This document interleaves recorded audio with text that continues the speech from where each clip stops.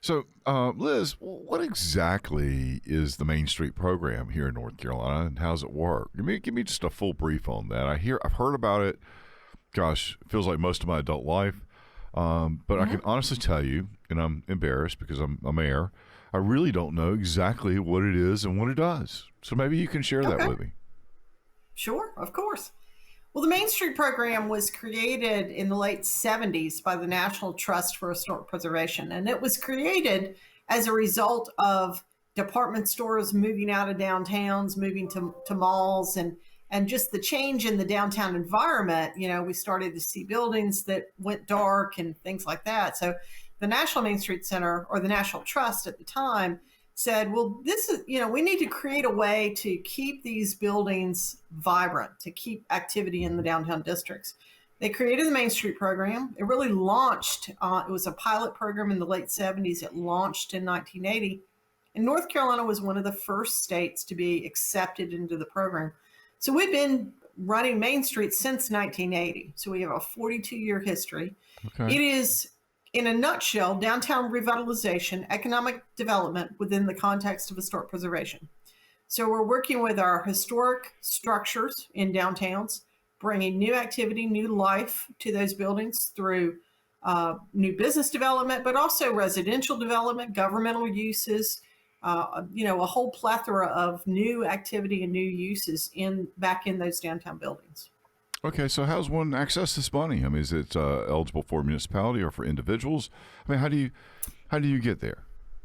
Well, it's not money; it's technical assistance. All right, fine. So, Then see there again. That's why I needed that clarifying question. So thank you for that. But technical assistance on that. And so so right. one of the things that I've seen in our downtown, and perhaps you can help a little bit in my understanding, is we have a lot of interest. People are coming to town, buying up a lot of buildings, working on trying to maintain the facade. City of Rocky Mount has provided some various grant programs to stabilize the buildings in some cases, to gussy them up in other cases, and in some cases to try to assist in the redevelopment at some level, right? To provide housing, maybe it's affordable housing, which is kind of the flavor of the day for us.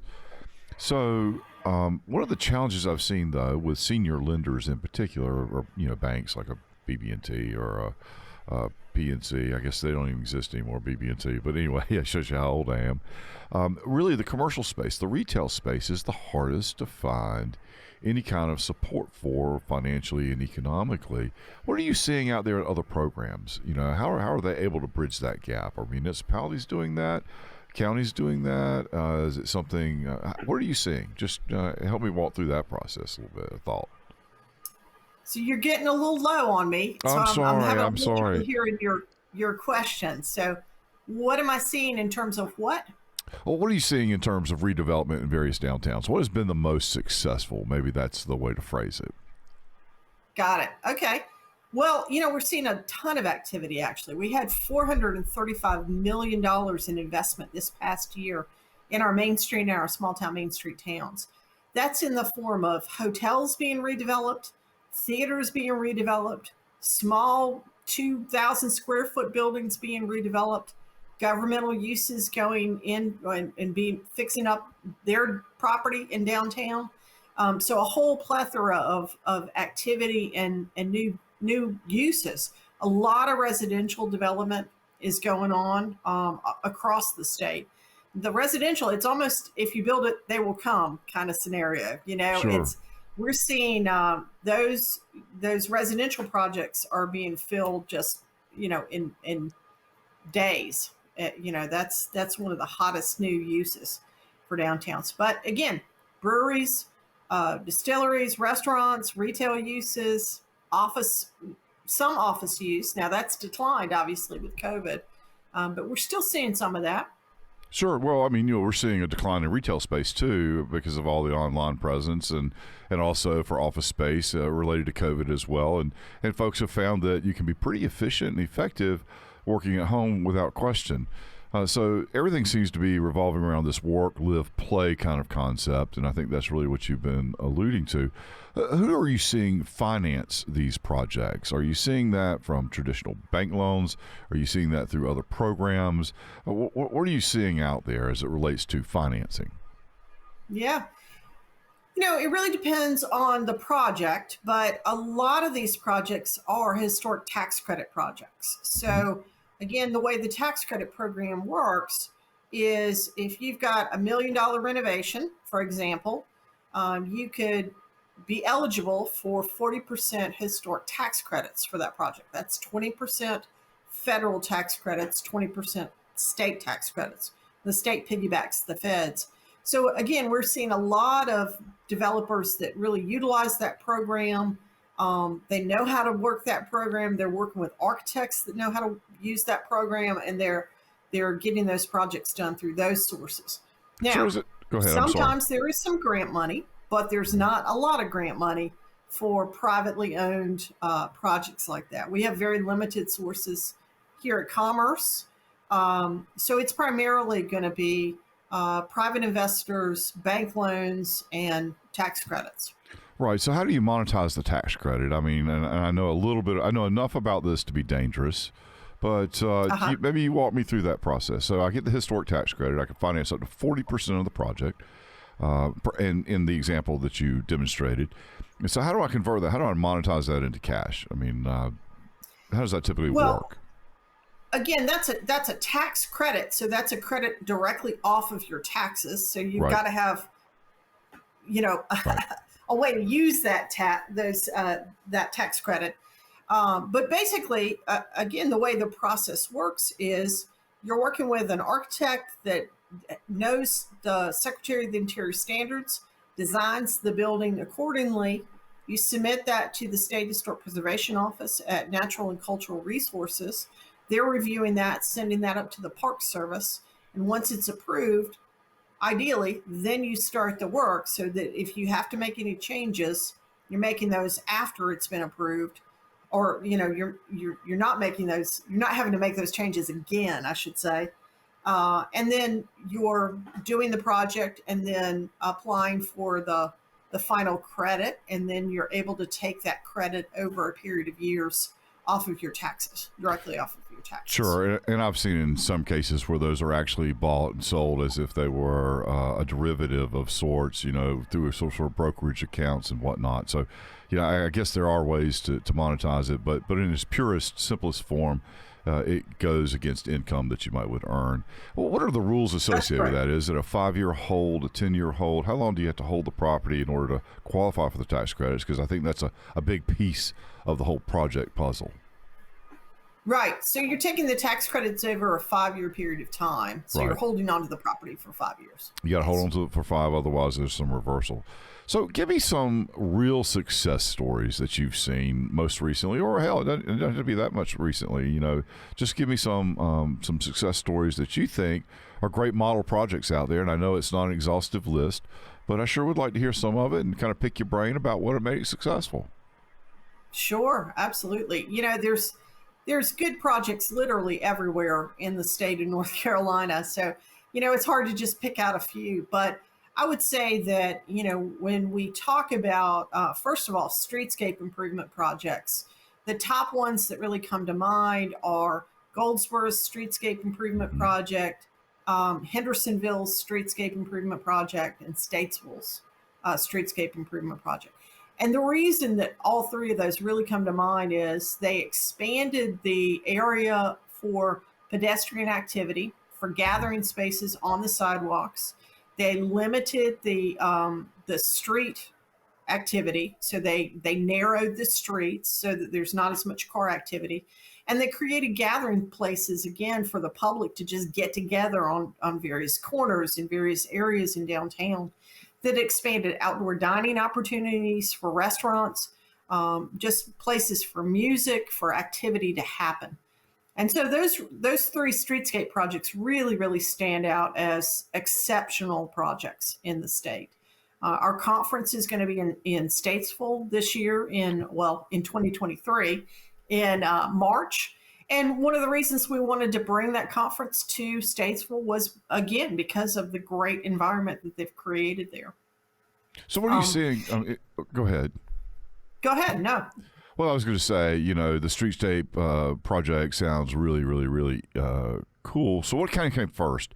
modifying my streetscape and then the development around that in terms of restaurants and bars and rooms, or was there enough of a critical mass that the streetscape made sense? I mean, what chicken and egg? What really kind of came first? Well, it's funny because I did a streetscape project when I was the local Main Street director in Lexington. And that was one of the first projects that they wanted to do in Lexington was the streetscape project. And, I kept saying, nobody does streetscape first. You get the activity going with the private investors first. And they said, yeah, that's fine. We want to do streetscape. And we ended up doing a great streetscape project. I would do it differently today than I did it 27 years ago as a local Main Street director. But with that being said, that did spur a lot of private investment. So, I think it's not necessarily one way or the other. Most of the towns that I just mentioned did a lot of private investment before they ever took on streetscape. I mean, Goldsboro, for example, was in the program for probably close to 30 years before they ever did a streetscape project. Statesville, I think about 25 years before they ever did streetscape. So, and again, they've seen a lot of private investment. Now, with that being said, they've also seen a lot more private investment since the streetscape project was done in all of those towns. So, again, it's which comes first depends on the town, but both of them are going to spur, both directions are going to spur private investment. And sure, I guess the key really is to get momentum started, and then momentum has That's right. a way of propelling itself, and success begets success. And, it's funny, I look at a lot of projects and they just kind of appear to come out of the ground overnight. But the reality is it's been a 15 years or 10 years or some long period of time of slowly chipping away at it. And I call that the 15-year overnight success. So it sounds like it's an ongoing process of redeveloping, reinventing yourself and trying to flex to find out what the hot buttons are and what people want. I mean, it's really a product we're trying to sell. Absolutely. And, what my team does is we help a community really look at their unique assets. What's really driving their economy and where do they have growth opportunity over the next 5 years? And we work with communities to develop a strategic economic development plan that's really going to take them forward. But that plan has to be refreshed, redone every couple of years. It's just not going to be relevant from, 2000 to 2015, for example. You got to refresh that plan and keep looking at what those new assets are because assets change. Absolutely. So what does it take what are the steps in order to get the Main Street program recognition for a community? To be a designated community? Is that what you're asking? Yes, ma'am. I'm sorry. My phraseology is perhaps not what it needs to be, but yes, in order to receive that designation, what does a community have to do? So a community applies to our program at Commerce, the North Carolina Main Street Rural Planning Center. We take applications every 2 years. And with our capacity, we only take 4 communities each time we take communities. So it's not, it's very competitive, shall we say. Okay. Community applies and they're accepted into what we call the Downtown Associate Community Program. It's a stepping stone into Main Street. And with that program, we work with the community over 2 years to do 2 specific things. We work with them to build out a full strategic economic development plan so that they have that plan in place. Mm-hmm. And we work with them on their organizational structure. So how are they going, or are they going to be a city department, a nonprofit organization, a quasi public-private organization? What is their committee makeup and their board makeup going to look like? Things like that. So we work with them on that organizational structure. What we know in Main Street is if you have that foundation under you, solidly under you, then you can be successful in Main Street. You can be successful with the project development. Is there a particular model of that, whether it's a public-private partnership, quasi-governmental or department, that you've found to be more successful than the other? Or do you have success stories in all of those? We do have success stories in all of those. I will say that more of the nonprofits have moved towards that quasi-public-private structure over the last few years. Hmm. And I think the primary reason for that is sometimes for the nonprofits, it's hard to stabilize the funding for their staff to keep the doors open, if you will. Sure. Having that public-private partnership, it's typically a city employee and then a nonprofit arm. So those programs typically have a greater amount of money to work with. They're diversifying their funding sources, and they're getting more projects done, if you will. Sure. Well, so first of all, I understand you and your team recently held a training session here in Rocky Mount, and I want to thank you for We that. did. Yeah. But how can we continue as a community to get back on track and be recognized as a Main Street community? Well, you are a Main Street community, and you Right. are a designated community in good standing. So I think that the key, though, really for Rocky Mount is, again, to take the work that my team did with the board and the city representatives a few weeks ago and take that to the next level. Develop Mhm. a solid plan that really moves the downtown forward over the next 5 years. So a planning process is really, again, good for about 5 years.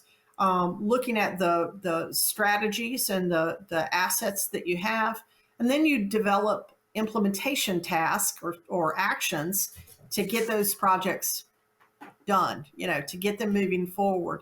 And I think having that plan in place is a really good step for Rocky Mount. So we were really pleased to come a few weeks ago and work with the board and the city and look forward to finalizing that and getting that in place for Rocky Mount. Us too. So, what I'm hearing over and over and over, I think is core to both the success and to the ongoing success of a program. It really is about planning. It's about the structure, it sounds like, and how you structure it well. And then how do you create that economic development plan and then begin to kind of chip away at that to see what is successful versus not. Being smart enough, I think, in all plans requires that you recognize when something's not working and you modify it. Or when something is working, how do you, again, accelerate that growth to the extent you can? So it's about being a plan's a plan, but it needs to be flexible in order to be successful. And I think I'm kind of hearing that as a theme over and over and over with the communities you're talking about that have had some successful projects, streetscape and otherwise, and also in terms of where we are as a community, where others are as a community, and trying to get that infrastructure just absolutely. What I mean by infrastructure, the plan, the idea, well organized in such a way that it can be executed. Have I missed anything there, or is that kind of bring us to a real good nutshell of what a community needs to do to be successful? No, I think you're right on point. Again, if you think about the fact that successful communities, again, they have that plan, they know which direction they're really headed in. That helps them to leverage other resources, financial resources. They can get state and federal grants if they have that plan in place. One of our Main Street directors that's been in the program for here in North Carolina for about 14 years, but she's been a Main Street director for probably about 20 years now, or more, maybe even. We did a plan with her years ago, and she said, it was a hard process to get there, but it was the best blueprint she had ever had to move the program forward. And that particular town is currently in the middle of about $175 million worth of investment because of their plan. Well, I'll tell you what, that's powerful right there. Just say no more. I mean, that's something every mayor, every municipality, every city manager, every council member wants to hear about their community. That's a phenomenal Absolutely. number and success. So, look, one of the things I love about your story is that you were a downtown manager. So, walk me through the challenges that you had as a practical matter day to day to day in trying to achieve and push the ball. I'm sure at some points it felt like you were trying to push a wet noodle. I'm sure at some points it felt like you were taking drinks of water out of fire hydrants and could barely capture all the stuff that was coming your way. Well, just describe a little bit of the challenges so that we as a community might be able to support our own downtown manager. Sure. And actually, I was a Main Street director or a downtown director in 5 different communities for a period Wow. of about 21 years. So before I came to the state as the director. So I do have a lot of experience at the local level. And I think that really helps particularly our young, new Main Street directors that are coming into the field. We've been there. We know what they're going through. And to be honest with you, some days are great and some days are not so great at the local level. When you've got business owners that are frustrated because they're not making any money and they're calling you up, and they're angry, those are hard calls to take, especially if you're young. And a lot of our Main Street directors, not necessarily yours in Rocky Mount, but a lot of our Main Street directors are in their 20s. They're fresh out of college or fresh out of, this is their first or second or third job. And, those are hard calls. So I think really though, to answer your question, a Main Street director is there to work with the board. The board is the planning organization. They're the ones that are from there, that have the history of the community, that know what those assets are. They're there to develop that plan. The Main Street director is there to help them get the resources that they need to implement that plan. So Main Street director should never be doing all of the work for the organization. They should be working with the board, arm in arm, if you will, marching down the street, getting those projects done, bringing those resources and that information. They're the researchers. They know where the grants are. They might be writing the grants, but they're certainly out on the street working day to day with the property owners and the business owners. We call it feet on the street, right? Building those relationships with the ownership of the downtown district, so that information comes back to the board. The board can make good decisions. Everybody's working arm in arm, if you will. They're working collaboratively. So who works on recruitment of businesses and other ideas of that nature? Is that something you would expect the downtown developer to do, or the Main Street developer? Or is that something you, clear as some begins to happen organically, or is that another position? What are you seeing as a successful model there? Yeah, that's a great question. And it kind of goes two ways, really. First of all, the Main Street director needs to have the information about their downtown district. So that means that they, my cat, sorry. No, all good. That means that they need to know their market. We provide market analysis information for all of our Main Street communities. We can do that for Rocky Mount. I'm not sure if we've done that yet or not, but we can. And then the Main Street director is working hand in hand with the developers to get those buildings rehabbed. And then sometimes they're going out and recruiting for that developer. Sometimes the developer is finding businesses to go in. But if the Main Street director really understands what the market is and what those gaps are, then they can identify businesses, usually in a 1 hour radius. And again, working with the board, go out to recruit new businesses. And we've had some real success with some of our very, very tiny towns. Roseboro, years ago, recruited 3 businesses from having that market analysis, being trained on how to recruit, and then going out. In fact, the mayor led a group in Roseboro, went out and recruited new businesses. Roseboro is one of our small town Main Street towns, so they don't have a Main Street director in place. Very familiar Roseboro. I used to know the mayor down there a long time ago, Mr. Brent Waters. Of course, he's passed away. But so tell me about the market analysis. What are you looking for? What are you outlining in that process? Needs that need to be met, or is it demographic data, or all the above? I mean, what's identified in that market analysis that helps that Main Street planner? Sure. Yeah. So first of all, we are looking at demographic data. We're looking for an understanding of the makeup of the community, but then we're looking at the retail gap analysis information. Okay. So we're looking to see if there's opportunity for $2 million in furniture sales, or $4 million in food and spirit activity. Whatever that information is. There's not a formula for downtown. You don't need 5 restaurants and that's not the way it works. It all depends on the makeup of the demographics and the makeup of the buildings and the makeup of what's there and what you have opportunity for, based on, again, the city population, the county population, the regional population. Sure, and I guess you're just seeing where those dollars are spent. If they're spent elsewhere, there's a chance to bring them back home, and you can actually quantify that, and so then you can build a business around that piece and part. Well, That's right. that's Yeah. fascinating, and it makes just nothing but sense. Yeah. So what am I missing? What is the one thing that you would like to impart on me as a mayor, as it relates to trying to continue to redevelop our community? And I believe that we're seeing some strides. I'm very proud of where we are. We've clearly got a long way to go as well. So, what are those things that I need to be doing to try to help our group? Yeah, I think that's a great question. I will tell you a little story of when I was a young Main Street director, and I had a friend of mine that I would classify him as a mentor of mine. He was also a Main Street director, and I said to him one day, people are always talking about your town. What are you doing? And he was a big old jolly guy, and he kind of, he smiled and he said, we're not doing anything any better than anyone else, he said, but we're telling everybody about it. And he winked at me. And it's always been something that stuck with me is that story because, as I tell our Main Street directors all over the state, you've got to tell your story, tell your story, tell your story, and then tell it again. Because, as you know, it takes someone 7 times of hearing something to really understand and learn. And I think that that's a real key. When it comes to Main Street, it really is about storytelling to a degree.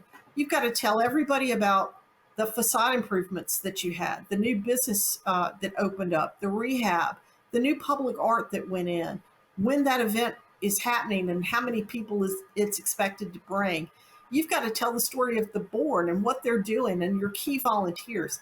Every single thing that goes on in a Main Street program should be an opportunity for a story through social media, through traditional forms of media, and through podcasts and interviews like this. Tell that story. And that's really a key that I think a lot of our Main Street directors miss because they get so bogged down in the day-to-day, they forget about taking that 10 minutes a day or 30 minutes a day to tell that story. Well, you're absolutely right. The other thing, too, is it's often uncomfortable for people to tell their own story. Not everybody is a born natural self-promoter, but I think your point is well taken. Promote, and that generates a buzz into itself, and that attracts people. Success begets success. Absolutely. Well, Ms. Liz Parham, I want to thank you so much for joining me today. I think this has been great information. It's been informative to me. I've certainly learned a lot. I appreciate you being the resource to our community, and I appreciate you taking the time to outline really what you think or what you believe and what you've seen to be successful so that we can work our way toward replicating a very successful model. And again, thank you so much. Thank you. I enjoyed it.